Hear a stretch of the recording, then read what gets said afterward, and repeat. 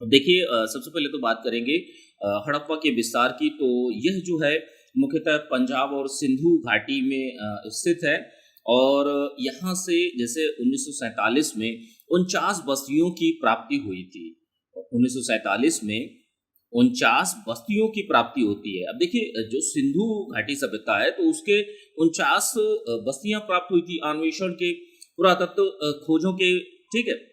इसके बाद क्या होता है कि इसके बाद जो चीजें चलती हैं अन्य स्थलों से जैसे 1100 बस्तियां या पुरातत्व स्थल जो है अलग जगह से खोजे जाते हैं। 80% खोजे जो है वो सिंधु और गंगा के बीच में प्राप्ति होती है।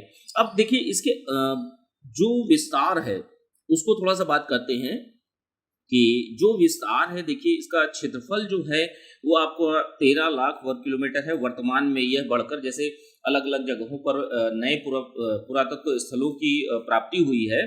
तो यह जो इसका आकार है वो बढ़ गया है, क्षेत्रफल बढ़ गया है। वर्तमान में 20 लाख वर्ग किलोमीटर हो गया है। इसकी आकृति कैसी है? आकृति त्रिभुजाकार है, ध्यान रखिएगा। इस तरीके से इसकी आकृति है। और जैसे इनका विस्तार की जहां तक बात की जाती है तो विस्तार में आपका जो है नॉर्थ में देखिए जम्मू कश्मीर में एक मांडा जगह है, चेनाब नदी के तट पर यह जगह है, पुरातत्व स्थल है, इसकी प्राप्ति होती है। ईस्ट में है जो है, पूर्व में आपका आलमगीरपुर है जो कि मेरठ उत्तर प्रदेश में है, हिंडन नदी के तट पर है। तो इतना ध्यान रखिएगा। अब जैसे ये चीजें हैं इस तरीके से अगर आप देखेंगे रिवीजन करने में आपको बहुत अच्छी तरीके से आसानी से रिवीजन हो जाएगा। वो चाहे आपका पीटी का हो, मेंस का हो, सारी की सारी पॉइंट्स आपको सारी की सारी चीजें मैप के माध्यम से दिखती रहेंगी।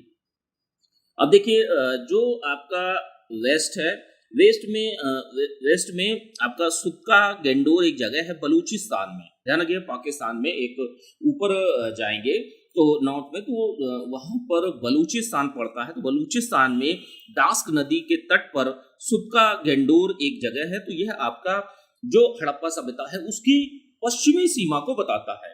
अब देखिए दक्षिणी सीमा को कौन सा बताता है? दक्षिणी सीमा को जो दाइमाबाद है, महाराष्ट्र में है, प्रवरा नदी के तट पर है। तो यह निर्धारण जो है दक्षिणी सीमा का वो आपका दाइमाबाद करता है। ठीक है, महाराष्ट्र में प्रवरा नदी के तट पर यह स्थित है। अब देखिए महत्वपूर्ण स्थलों को अभी मैप के माध्यम से भी सारी चीजों को देखेंगे। तो सबसे पहले तो हम लोग अफगानिस्तान के क्षेत्रों की बात करेंगे।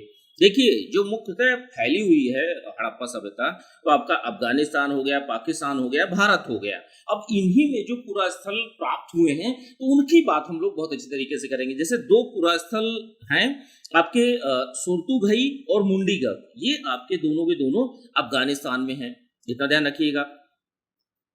अफगानिस्तान में बलूचिस्तान जो है अफगानिस्तान में है, बलूचिस्तान में देखिए बहुत सारे पूरा स्थल प्राप्त हुए हैं पाकिस्तान का। ये वाला रीजन जो है, तो ये वाला रीजन जो है आपका बलूचिस्तान कहलाता है। अफगानिस्तान ये वाला क्षेत्र पाकिस्तान के और ऊपर साइड में पड़ता है आपका।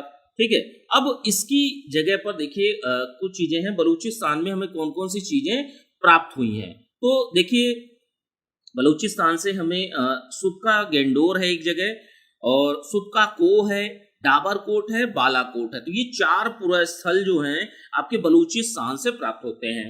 अच्छे से 3 से 4 बार अगर आप रिवीजन करेंगे नोट्स का तो आपको चीजें ऐसे ही रट जाएंगी। ठीक है, इसके बाद में जैसे स्थलों की जहां तक बात की जाती है तो अभी जैसे 50 सालों में जो स्थल प्राप्त हुए हैं तो वो 1400 स्थल प्राप्त हुए हैं, जिनमें से 925 भारत में है और 475 जो है पाकिस्तान में है, ध्यान रखिएगा। अब स्थलों की जहां तक बात कर रहे हैं तो ये सुक्का गेंडोर और अफगानिस्तान 2 जगह को हम लोगों ने देखा। अगर ऊपर आते हैं इसी के बगल में जम्मू कश्मीर वाले रीजन में एक जगह है मांडा, तो मांडा पुरा स्थल प्राप्त हुआ है, जम्मू कश्मीर में स्थित है। ठीक है, इतना ध्यान रखिएगा। हरियाणा में कौन कौन सी जगह हैं जो पुरा स्थल हैं जो हमें प्राप्त हुए हैं? देखिए इनके बारे में अभी ये ओवरव्यू चल रहा है, हड़प्पा सभ्यता का पुरातत्व स्थल कौन कौन से प्राप्त हुए हैं। अब इन्हीं के बारे में एक एक प्लेसेस के बारे में बहुत अच्छी तरीके से एक एक करके हम लोग अगले वाले लेक्चर में देखेंगे। ठीक है, अब देखिए हरियाणा में कौन कौन सी चीजों के कौन कौन से पुरा स्थल प्राप्त होते हैं। तो इसमें बनावली है, मिताथल है, सिसवल है, राखीगढ़ी है और बालू है। तो ये 5 पुरा स्थल जो है आपके, ये डायरेक्टली क्वेश्चन प्रारंभिक परीक्षा में ऐसे ही पूछ लिए जाते हैं कि फला स्थल कहाँ पर स्थित था, यह सुमेलित करने में आ जाता है। तो इन चीजों को आप लोगों को ध्यान में रखना है, ठीक है।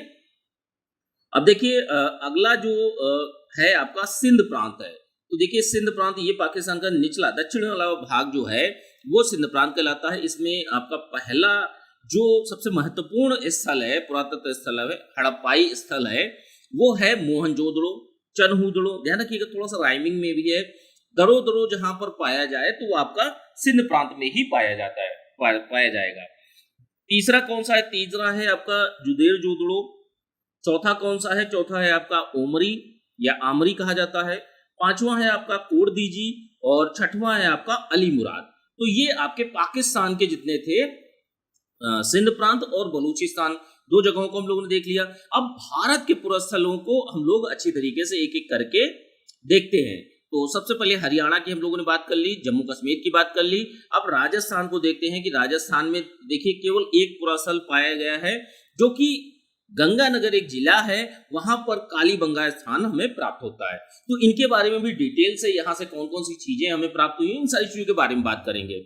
अब देखिए अगली चीज क्या है, गुजरात में दो रीजन है जहां से हमें पुरातत्व स्थल प्राप्त होते हैं, कि जैसे गुजरात के कच्छ क्षेत्र जो है ऊपर वाला रीजन, और खंभात की खाड़ी, खंभात वाले क्षेत्र से अलग चीजें मिलती हैं, और कच्छ के रीजन से हमें 3 पुरास्थल मिलते हैं, सूरकोटका, देसलपुर और धौलावीरा। तो ये तीनों के तीनों आपके कच्छ रीजन में प्राप्त होते हैं।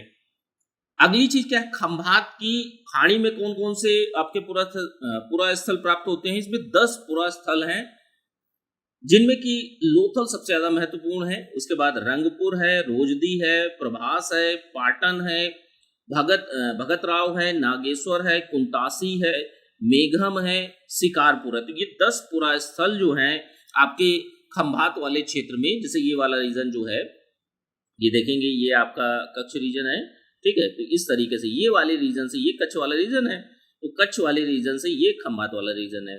तो अब खंभात वाले रीजन से 10 स्थल प्राप्त होते हैं, ऊपरी वाले रीजन से तो ऊपरी वाले रीजन से आपके 3 स्थल प्राप्त होते हैं। अब देखिए उत्तर प्रदेश की बात कर लेते हैं। उत्तर प्रदेश में देखिए एक स्टेट रह जाता है आपका पंजाब।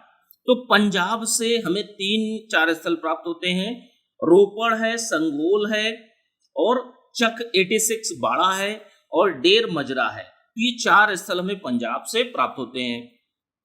अगली चीज क्या है? अगली चीज जो है उत्तर प्रदेश। उत्तर प्रदेश से हमें कौन कौन से हड़प्पाई पुरास्थल प्राप्त होते हैं? इसमें 2 स्थल हैं,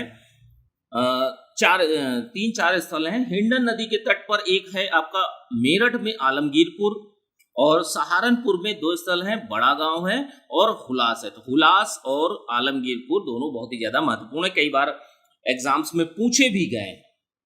अब देखिए इसको आप लोग मैप के भी माध्यम से देख सकते हैं, सारी की सारी चीजें। ये आपका नवसारी है, जो जुदार जोदड़ो है, डाबरकोट है, और आपका मोहन जोदड़ो है, आमरी है, कोडरीजी है, चनहूदड़ो है और बालाकोट है नीचे। ये आपका सोलाको है, ये सुतका गेंडोर है, और इधर आएंगे तो ये आपका कच्छ वाले रीजन में देखिए धौलावीरा, देसलपुर, सूरकोटका, और नीचे ये 10 स्थल जो महत्वपूर्ण स्थल है उसमें दिए गए हैं। नागेश्वर है, रोजदी, प्रभास है, पाटन है, पोदरी है, और लोथल है, कुंतासी और रंगपुर। तो ये आपके खंभात वाले रीजन में पाए जाते हैं। अब देखिए दायमाबाद ये आपका महाराष्ट्र में पाया जाता है, महाराष्ट्र की जहाँ तक हम लोग बात करी। और इधर अगर आएंगे तो कालीबंगा आपका राजस्थान में है, आलमगीरपुर उत्तर प्रदेश में,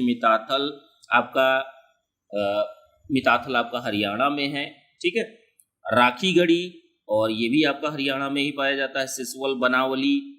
अब जो हुलास है, हुलास देखिए इसमें दिखाया गया है चंडीगढ़ में, लेकिन ये गलत इन्होंने कर दिया है। हुलास जो क्षेत्र है, हुलास आपका जो उत्तर प्रदेश में है, ठीक है। रोपड़ है और संगोल है, संगोल रोपड़ आपका पंजाब में है। तो ये सारे के सारे, मांडा है ऊपर अगर जाएंगे तो मांडा जो है आपका जम्मू कश्मीर में स्थित है।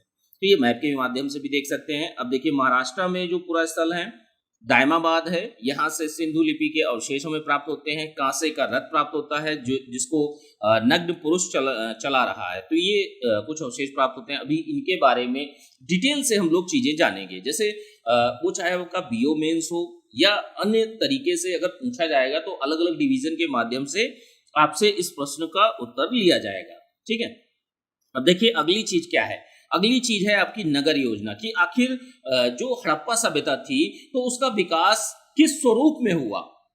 नगर योजना, वहां के नगर कैसे थे, तो वहां के नगरों की जहां तक बात कर लेते हैं तो देखिए वहां पर सड़कें जो थी समकोण पर काटती थी। इसके दो भाग थे, पश्चिमी टीला और पूर्वी टीला। पश्चिमी टीले की जहां तक बात करते हैं तो पश्चिमी टीला अपेक्षाकृत ऊंचा था लेकिन छोटा था। ध्यान रखिएगा, टीला जैसे एक कोई आकृति होती है ऊंची सी, ठीक है, तो ये टीले की आकृति बनती है जाकर, वो इस तरीके से ऊंचाई पर काफी क्षेत्र रहता है लेकिन ये छोटा था। लेकिन यहाँ पर क्या था कि किला या दुर्ग के रूप में, एक रक्षा प्राचीर के रूप में इस तरीके से इसका निर्माण किया गया था। तो आप सोच सकते हैं कि सुरक्षा की दृष्टि से भी हड़प्पा सभ्यता में लोग चीजों से परिचित थे, वो अपनी सुरक्षा करना भी जानते थे, सारी चीजें किस तरीके से हमें अपने आप को सुरक्षित रखना है। पूर्वी टीले में क्या है, पूर्वी टीले में देखिए आवास के साक्ष्य में प्राप्त होते हैं, अपेक्षाकृत बड़ा था, ध्यान रखिएगा बड़ा था, और निचला टीला भी इसे कहा जाता है। यहाँ पर जो आम लोग थे, यहाँ पर जो महत्वपूर्ण व्यक्ति रहते थे, प्रशासनिक और जो मुख्य व्यक्ति थे वो लोग रहते थे। अब यहाँ पर जो नागरिक, व्यापारी, शिल्पकार, कारीगर, श्रमिक, ये आदि लोग रहते थे पूर्वी टीले में। जो ये महत्वपूर्ण भाग था जहाँ पर महत्वपूर्ण लोग रहते थे, तो यहाँ पर रक्षा प्राचीर, दुर्ग, इस तरीके से बनावट थी। जबकि यहाँ की जो चीजें थी आवास के साक्ष्य में प्राप्त होते हैं, बड़ा था क्योंकि लोग यहाँ ज्यादा रहते थे, क्योंकि नागरिक, व्यापारी, शिल्पकार, कारीगर, श्रमिक, ये सारे लोग मिलकर एक साथ रहते थे। अब देखिए जो प्रत्येक सेक्टर या टीला है ऊंची दीवारों से घिरा होता था। कि जैसे मान लीजिए यह एक टीला है कोई, ठीक है, इस तरीके से कोई आकृति ले लीजिए जो बड़ा ऊंचाई में हो थोड़ा सा, ठीक है। अब यह टीला जो था चारों ओर दीवारें थी, ध्यान रखिएगा, चारों ओर से दीवारों से घिरा रहता था कि जिससे हमारी रक्षा हो सके। तो यह प्रक्रिया, यह सुरक्षा की दृष्टि जो थी ये हड़प्पा के लोगों में थी, देखी गई थी। अवशेषों से हमें पता लगता है, जैसे मोहनजोदड़ो, हड़प्पा, कालीबंगा, इन तीनों में क्या है कि ये पश्चिम की ओर एक आयताकार टीला था। मोहनजोदड़ो, हड़प्पा, कालीबंगा, तो ये इनके जो पूरा स्थल है, तो यहाँ पर इनके क्या है, पश्चिमी क्षेत्र में एक आयताकार टीला मिलता है। उत्तर दक्षिण पूर्व की ओर यह विस्तृत टीला पाया जाता है। तो ये इस तरीके से जो नगर नियोजन था वो था। धौलावीरा की जहां तक बात करते हैं तो धौलावीरा में बनावली, तो यह दो क्षेत्र, यह पूरा स्थल ऐसे थे जो आपके दीवारों से घिरे हुए थे और एक ही टीला था, ऐसे प्राप्ति हुई है। धौलावीरा से मुख्य द्वार पर एक साइन बोर्ड की भी प्राप्ति हुई। तो कहीं ना कहीं लोग उस समय हड़प्पा के काल में लोग साइन बोर्ड से परिचित थे, कहीं ना कहीं वो जानते थे कि भाई कोई आएगा तो हमें बाहर एक नेम प्लेट लगवानी है। तो ये साइन बोर्ड की जो प्रचलन था वो हड़प्पा के काल में था। अब देखिए प्रत्येक स्थल में आवास पाए जाते थे, आवासों में, प्रत्येक आवास में आंगन पाया जाता था। आंगन जो है 3 या 4 ओर से कमरे बने होते थे। कि जैसे मान लीजिए यह आंगन है, अब इधर भी कमरा है, इधर भी कमरा, इधर भी कमरा, हो सकता है चारों तरफ कमरा हो। तो इस तरीके से नगर नियोजन पाया जाता था। रसोई घर भी उसमें था। अब सोच के देखिए कि कितनी विकसित नगरीय संस्कृति थी हड़प्पा। यहाँ पर स्नानागार भी था, अधिकांश घरों में कुएं भी पाए जाते थे। तो सारी सुविधाओं से लैस था, ऐसा नहीं था कि किसी चीज की कमी थी। और क्या है, जो मकान बने होते थे पक्की ईंटों के बने होते थे, और कहीं कहीं पर, कई स्थलों पर तो 2 मंजिला इमारतें भी प्राप्त हुई हैं।